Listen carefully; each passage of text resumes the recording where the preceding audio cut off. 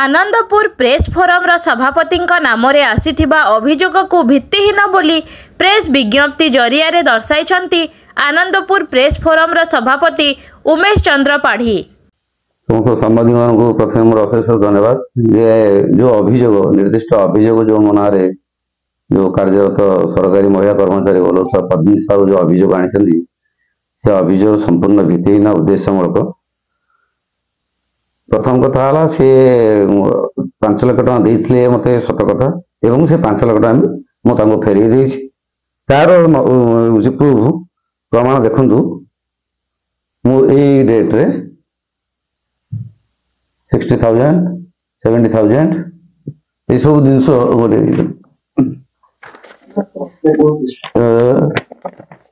30,000 60,000 50,000 ये भी 50,000 ये भी 50 ये 75 ये भी गोटे 50 ये सब आगे पैसा तुमको सब दे देछि। किंतु परितापर विषय जे तांको स्वामी निर्भचंद्र राव जी आमर एठी संपादक थे आनंदपुर प्रेस फोरम रे से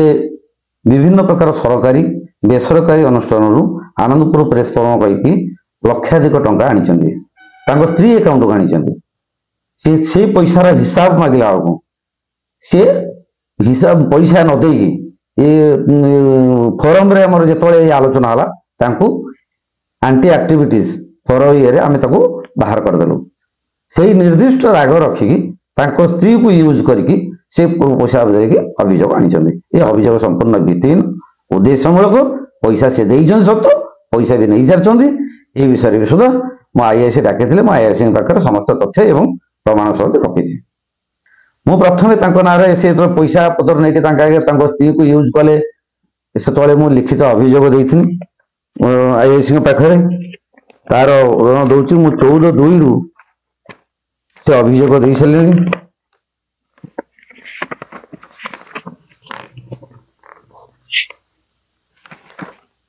देखो एफआईआर मु 14/2 रे मो अभियोग देइथिली एवं सी भी तापर जो अभियोग देइथिले प्रथमे से अभियोग आनी 5 लाख टंका करथिले वर्तमान 7,63,000 पर मुहूर्त भी आउ गोटे अभियोग आनी पारंती 10 लाख एम ताकर बड़ी बड़ी बड़ी बड़ी जीव सी कौन जो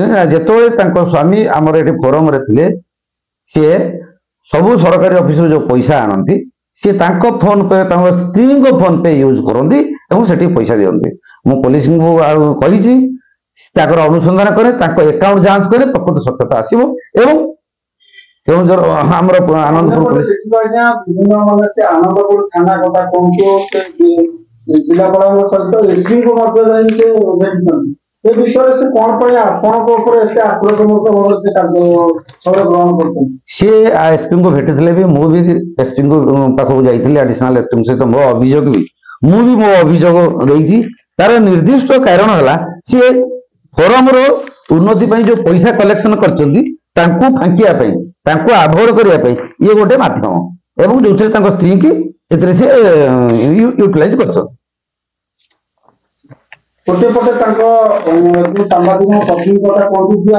अभियोग आचरण से सांबादिक पत्नी गोटे मैंने ब्लॉक रे से प्रोग्राम ऑफिसर भाव से कार्यरत अन्य पटे से आपण ना गोटे अभियोग आनुना 7,63,500 टकर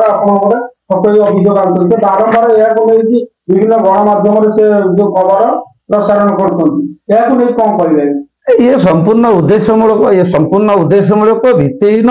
योजनाबद्ध निर्दिष्ट गणमाध्यम को धरिकी सी गोटे गणमाध्यम ये सी निर्दिष्ट गणमाध्यम धरिकी मुझे जो अभियोग आनी मोर भी आत्मसम्मान आँच आँच ए विषय भी सुधा मुझे पुलिस जनई आगामी दिन में